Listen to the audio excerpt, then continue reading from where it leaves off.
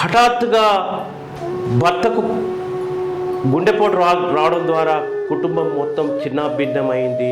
భర్త చనిపోయిన ఒక ఫిగర్ మీద భార్య 2 నెలలకే ఆత్మహత్యకు పాల్పడ్డది. దీంతో పిల్లలందరూ ఇవాళ ఒక ఆగమైనటువంటి పరిస్థితి.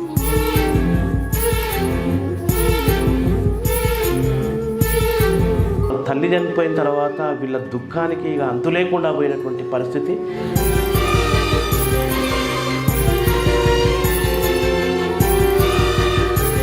డాడీ హాస్టల్కి వచ్చి చనిపోయినందుకు డిప్రెషన్లో మమ్మీ ఆత్మహత్య చేసింది. అయ్యో వెళ్ళిపోయావే నన్ను దిలేసి.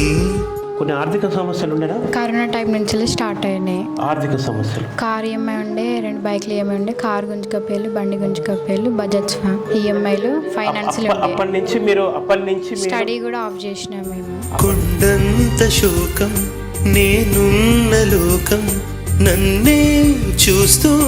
మేము వాళ్ళకి నిలబడ నీడలేదు, ఏదో చుట్టాలు ఇండాలి, నా 2 పూటలు తిన్నాడు తింటాను సార్. చెట్టు కింద నీడలాగా బతుకుతున్నా. చెట్టు కింద నీడలాగానే బతుకుతాను. నాకే ఎందుకు శాపం జన్మల గతమే. ఈ కుటుంబానికి ఒక ఆసరా నిలవడం కోసం ఒక సామాజిక స్పృహతో పైలం టీవీ, ఒక సుధగాని వెంకటేష్ పైలం టీవీ సభ్యులు విజయ్, మేము దుర్గం స్వామి అందరం ముందుకు వస్తున్నాం. అందరికీ నమస్తే. తెలంగాణ శరణార్థులు, జీవితం ఎప్పుడు ఒకేలాగా ఉండదు. ఎప్పుడు ఏం జరుగుతుందో తెలియదు. ఒకప్పుడు మంచిగా బ్రతికి భార్యాభర్తలు పిల్లలు చాలా సంతోషంగా అన్యోన్యంగా బతికినటువంటి కుటుంబం వీరిది. హఠాత్తుగా భర్తకు గుండెపోటు రావడం ద్వారా కుటుంబం మొత్తం చిన్నాభిన్నమైంది. భర్త చనిపోయిన ఒక ఫిగర్ మీద భార్య 2 నెలలకే ఆత్మహత్యకు పాల్పడ్డది.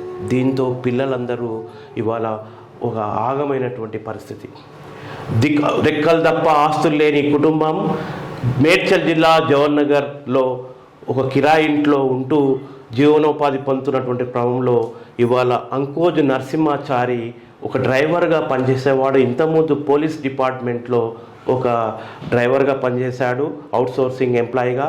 తర్వాత కరోనా టైంలో కొంత సంక్షోభం ఏర్పడడం ద్వారా ఇవాళ మిగతా ప్రైవేట్ డ్రైవర్గా కొనసాగుతున్నటువంటి పరిస్థితి. అనిత ఒక బ్యూటీషియన్గా పనిచేస్తూ తమ కుటుంబాన్ని సాదుకుంటున్నటువంటి క్రమంలో హఠాత్తుగా భర్తకు హార్ట్ అటాక్ వచ్చింది.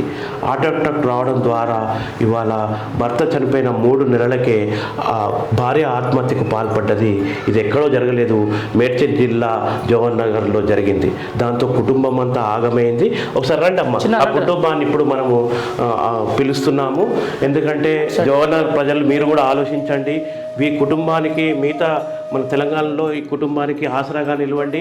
వీళ్ళు చారీలు, బీసీ చారీలు. ఈ చారీ క్యాస్ట్ వైపు నుంచి కూడా కొంత ఈ కుటుంబానికి మీరు చేదోడు వాడోదుగా ఉండాలి. ఎందుకంటే పిల్లలు రోడ్డు పాలైనటువంటి పరిస్థితి. ఇలా తల్లిదండ్రులు చనిపోయినప్పుడు అక్కడ కిరాయి ఇంట్లో ఉంటారు. తండ్రి చనిపోయిన తర్వాత చిన్నారుల వేదనలు వర్ణాతీతం. తర్వాత తల్లి చనిపోయిన తర్వాత వీళ్ళ దుఃఖానికి ఇక అంతు లేకుండా పోయినటువంటి పరిస్థితి.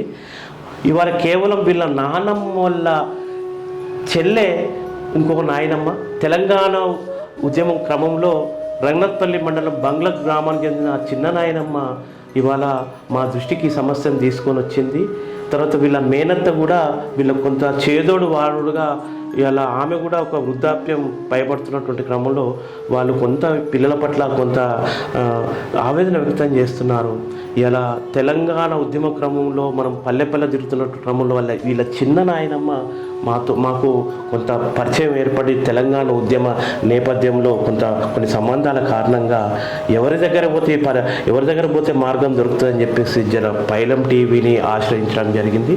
సుధగాని వెంకటేష్గా, అట్లాగే మా పైలం టీవీ సభ్యుడు విజయ్, తర్వాత దుర్గం స్వామి, ఇలా మేము కొంత ఈ విషయం వీళ్ళకి ఎట్లా అన్నా చేసి మన వైపు నుంచి సహకరించాలని మేము అనుకున్నాం. అందులో భాగంగానే వీళ్ళ యొక్క కుటుంబం చెదిరిపోయిన ఈ కుటుంబం యొక్క దీనగాథ మీ ముందు ఇవాళ పైలం టీవీ తరఫున మేము పంచుకోవాలనుకుంటున్నాము.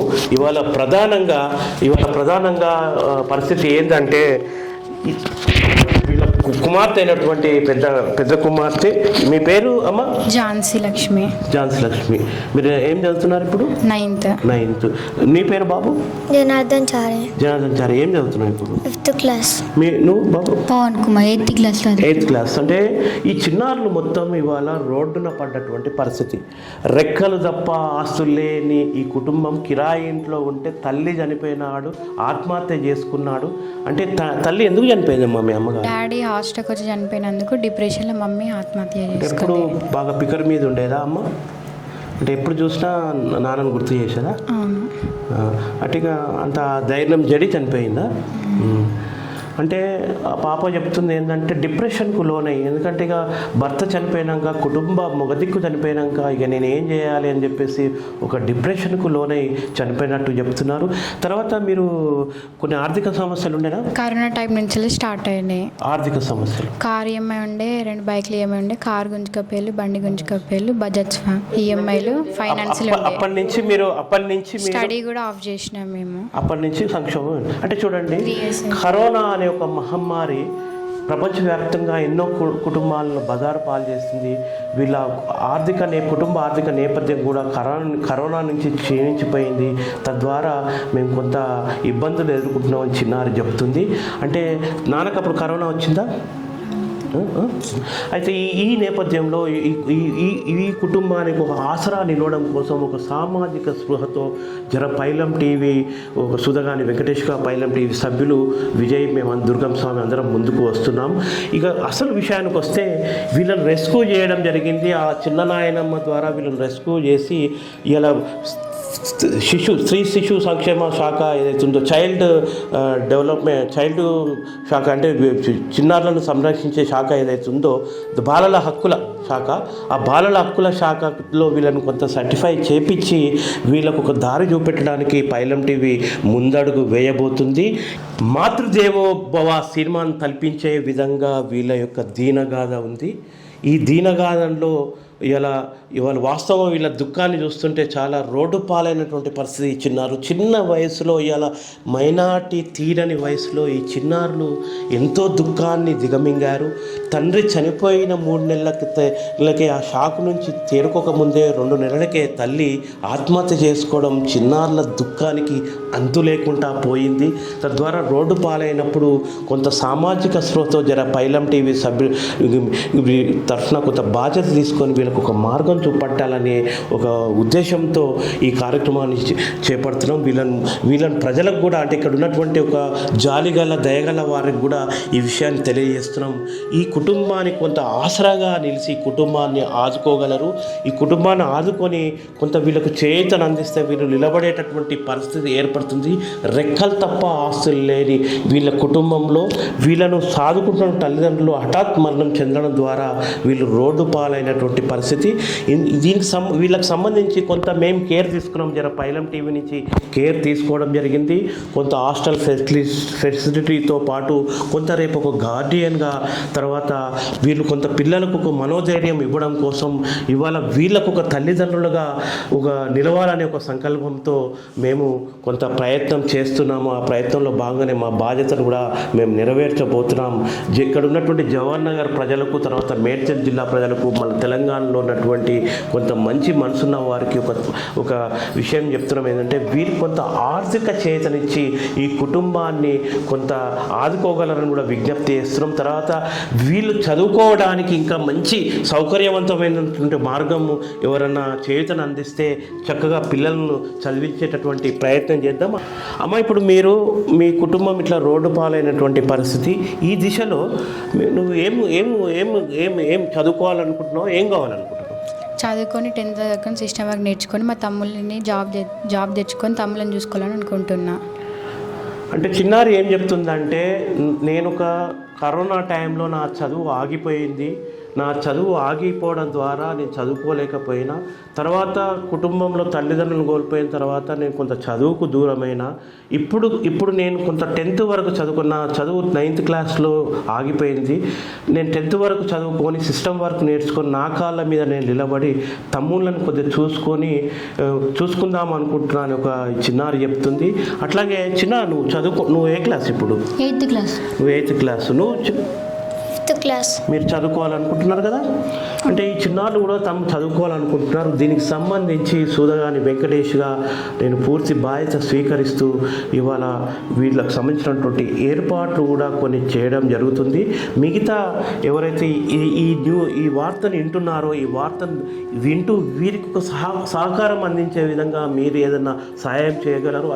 అటు విద్యాపరంగా కావచ్చు, ఇటు కొంత ఆర్థికంగా కావచ్చు. ఎందుకంటే వాళ్ళు కనీసం వాళ్ళ అమ్మ ఆత్మహత్య చేసుకొని చనిపోయిన తర్వాత కిరాయి ఇంట్లో ఉంటే ఆ కిరాయి ఇంటి వాళ్ళు ఖాళీ చేపిస్తే ఆ సామాన్ తీసుకొని వచ్చి ఎక్కడ పెట్టిరమ్మా? ఇంటి సామాన్ ఉంటుంది కదా, ఏడ పెట్టారు? అది సింగిల్ రూమ్ రెంట్ తీసుకొని అలా పెట్టేసిన. సింగిల్ రూమ్ రెంట్ తీసుకొని అలా పెట్టేసారట.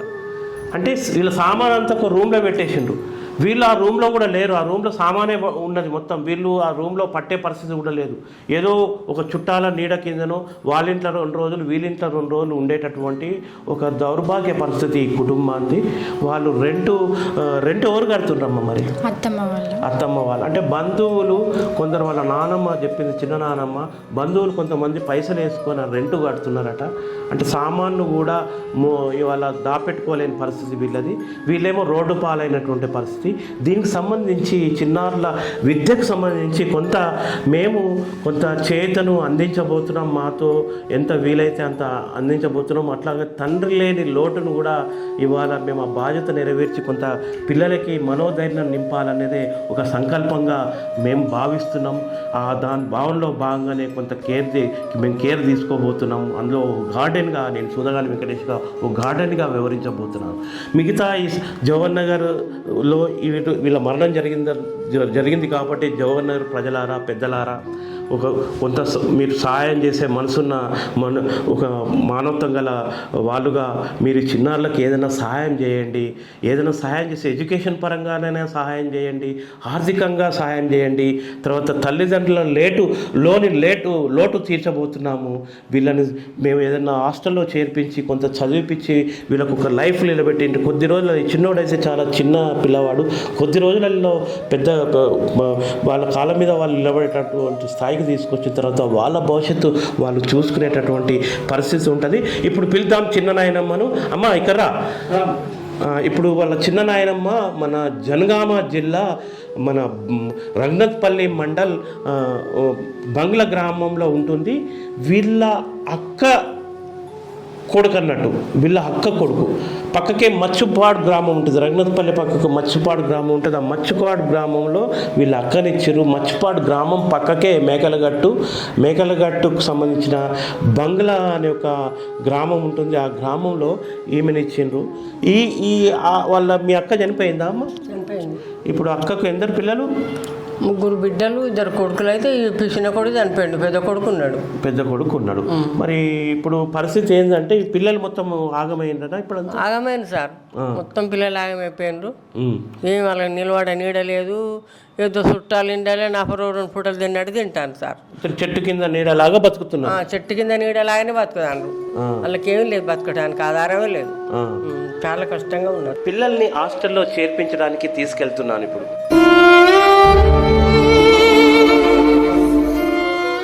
చిన్న తినండి, కడుపు నిండా తినండి. అమ్మా అమ్మా నీ పసివాణమ్మ.